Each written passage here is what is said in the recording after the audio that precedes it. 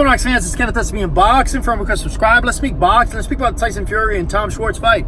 You know, I'm not going to say it was an interesting fight. I'm not going to say it was a good fight. Obviously, it was a one-sided fight. Tyson Fury came out and did his thing. I like the fact that he came out, Vegas debut, entertained the crowd, very charismatic, put on a show. You know what I'm saying? Even though the fight was 2 rounds, but he still put on a show. He entertained the fans, gave people props, gave respect, gave the citizens, gave, you know, the Americans, you know, props, respect, and everything, man. He's just he knows how to put on a show. You know, he talks the talk, walks the walk. A lot of people love him, a lot of people hate him, a lot of people call him sloppy, a lot of people call him cherry. Say what the fuck you want to say, but skills pay the bills, and he definitely knows how to box. You know, his experience, his ring generalship, and just his, you know, his sauce. He got the sauce, man.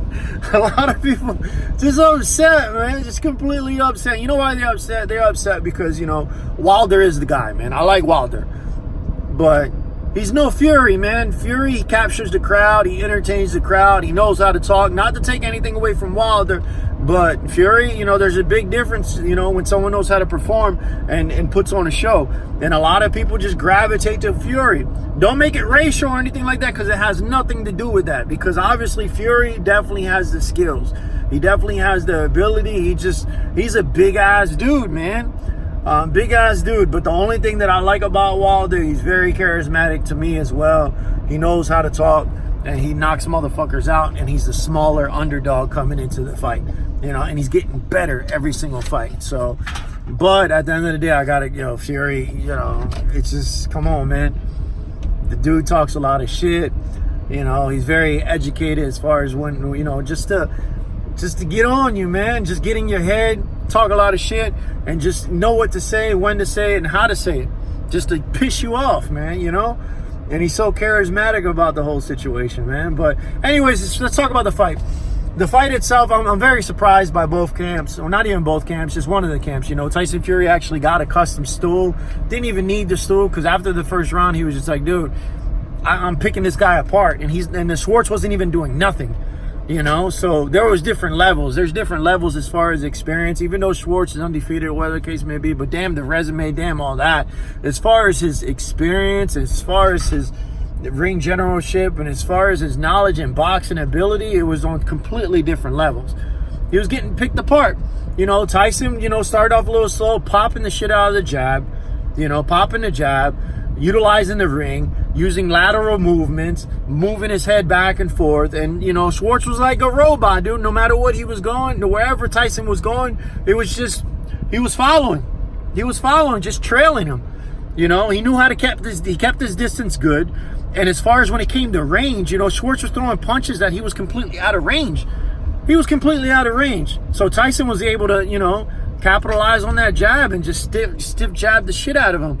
You know, and he knew, and as far as the range is concerned, man, Fury, he's dope.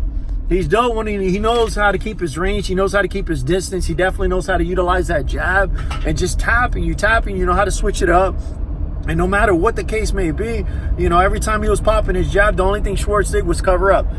Being vulnerable to whatever Tyson wanted to do. And then coming into the second round, he was, man, I'm going to fuck him up. Switched over to southpaw. And it was completely, you know, predictable. You know, so Fury had him where he wanted him. And then eventually, it was only a matter of time he got caught. And that's what happened. Now, a lot of people are sitting there saying that as far as the heavyweight division, man, like I said about that, I said that shit about 1,000,000 times already. The heavyweight division, these guys are 6'6", 6'7", 6'9", 6'10", 265 pounds, 240 pounds. Every single one of those fighters got punching power. Now, I understand that Wilder has more punching power than, you know, even Ortiz has natural punching power. Even Andy Ruiz has punching power. I get all that. Some have more power than others, but these are some big-ass dudes. So at any given moment, at any given time, if them dudes land, forget about it. It's lights out, man. So, you know, you can't count Fury out when it comes to power. So when you're sitting there saying, I'm going to knock you out, he understands that he doesn't have that crazy punching power, but he knows if he keeps catching, you know, he's going to outbox you. But if he keeps catching you, forget about it. You're done. You know what I'm saying? But a lot of shit that he was saying was just to, you know, capitalize, captivate, entertain the crowd. Because a lot of people wanted to see him lose as well. But it is what it is. Now, as far as him cherry picking on the fight, come on, man. He just got done fight Deontay Wilder, which is the baddest dude in the heavyweight division. The baddest dude in the heavyweight division. Put on a great fight. He's been wanting to fight AJ. He's been quiet, you know, when he had the straps before the Andy Ruiz fight. He wants to fight the best of the best. He wants to unify it all in titles. He wants all the belts, you know, and it's not like he hasn't been vocal about it. You know, now Andy has the straps, you know, Fury after the Wilder fight, you know, if Fury comes out victorious, which I don't think, to be honest with you, man, I think Wilder has that one. Wilder's getting better and better every single fight. Wilder has the punching power. Wilder, he's just, you know, it's a little boxing and stuff like that. You know, Fury's bound to get caught, man. Bound to get caught again. You get caught, you're going to get dropped. The only thing Fury has to do is try to run the whole entire fight. That's all he does is run it. But it's not like Wilder's not going to catch you. Wilder is going to catch you, but when he catch you, he's going to drop you and he's going to hurt you. So the only defense on Fury, the only thing that Fury got is stay away from Wilder. But Wilder, dude, Wilder's built like a horse, man. That guy, he's getting better and better every fight. He's training harder and harder. He has that punching power, and he's getting better as far as boxing ability. So I think the round 2, the rematch, you know, Wilder's coming in a little bit more experienced. You know what I'm saying? Maybe he can capitalize on some rounds. Maybe, you know, maybe he can just win the fight without dropping and knocking out Fury. Who knows? You never know. We'll see. But anyways, what's going on next as far as boxing? Because a lot of people are sitting there like the whole cherry picking shit, the whole thing with, you know, they just don't like Fury, dude. They don't like him. They don't like him because he's coming into the U.S. A lot of people are Wilder fans. You know, a lot of people, you know, are making it racial, whatever the case is. It's not, has nothing to do with that, man. It has to do with charisma.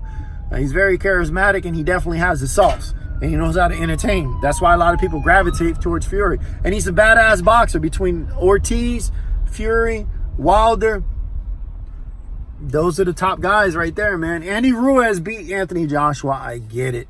Andy Ruiz beat Anthony Joshua. And I know I'm going to piss a lot of people off. But nobody was an Andy Ruiz fan, but everyone's just coming out of the woodworks right now. Everybody was an AJ fan. There was AJ fans, no matter what you commented on YouTube. AJ fans hated you. They scold you. They say whatever the fuck they want to say, but now they're quiet. They're like quiet mouse. But a lot of them are gravitating towards Fury now, which is cool, whatever. But, you know, and this is my personal opinion. I think AJ, he just, you know, he just, I think it was all mental, man. He wasn't ready, you know, and he got caught. He got caught in equilibrium, and then, you know, he was completely discombobulated, man. He was punch drunk coming in. I mean, just after that one punch, and, you know, and that was a clean shot, man. Nothing to take away from Andy Ruiz whatsoever, but coming into the rematch, I think it's going to be a lot closer than a lot of people think. I don't think Andy Ruiz is going to come in and completely fucking dominate like he did last time. He's not going to do that whatsoever. I think, you know, defensively, I think AJ is going to take it a little bit more serious, even though Andy Ruiz took it on late notice. But come on, man. Andy Ruiz was the underdog. Ruiz wanted to come in and dominate, you know, so he had a lot of heart. He had a lot of hunger. AJ wasn't ready. He was caught up in the U.S. But I know it's all excuses, but it's realistic. Realistic in the simple fact, and I'm not an AJ fan whatsoever, but I think coming into into this rematch, I don't know, man. I think Joshua's going to knock that motherfucker out, man. That's just me, you know? Say what you want to say, but I think Andy Ruiz is going to get knocked out. I think Andy Ruiz just needs to stay away from the rematch, just enjoy the titles, enjoy the fame, and, you know, capitalize on some smaller fights. You know what I'm saying? Because at the end of the day, he wasn't ready, but that's here or there. But in the AJ rematch, bro, I got AJ on that fight. AJ. If Ruiz fights Wilder, I got Wilder. If Ruiz fights Ortiz, that'll be an interesting fight because, and I really don't know. Ortiz is getting older and older. He hasn't been that active whatsoever. And it's just age. Age comes into play, and then, you know, in a matter of 1-2 years for Ruiz is not big of a deal. 1 or 2 years for Canelo is not a big deal. 1 or 2 years for Triple G or Ortiz that are older, that's a big deal. You know what I'm saying? For Pacquiao, that's a big deal. So I really don't know. If this was like 5 years ago or 4 years ago, I would go with Ortiz all day. You know what I'm saying? As far as Fury, I think Fury beats Ruiz as well. So, but if he fights Dillian White and stuff like that, that'll be a good fight or whatever. But you know, I think Ruiz needs to he needs to take those fights. But just stay away from AJ, man. And, you know, let AJ wait a little bit, man. Even though there's a mandatory, or you know, not even a mandatory, there's a clause or whatever the case may be, a rematch clause that needs to come into effect.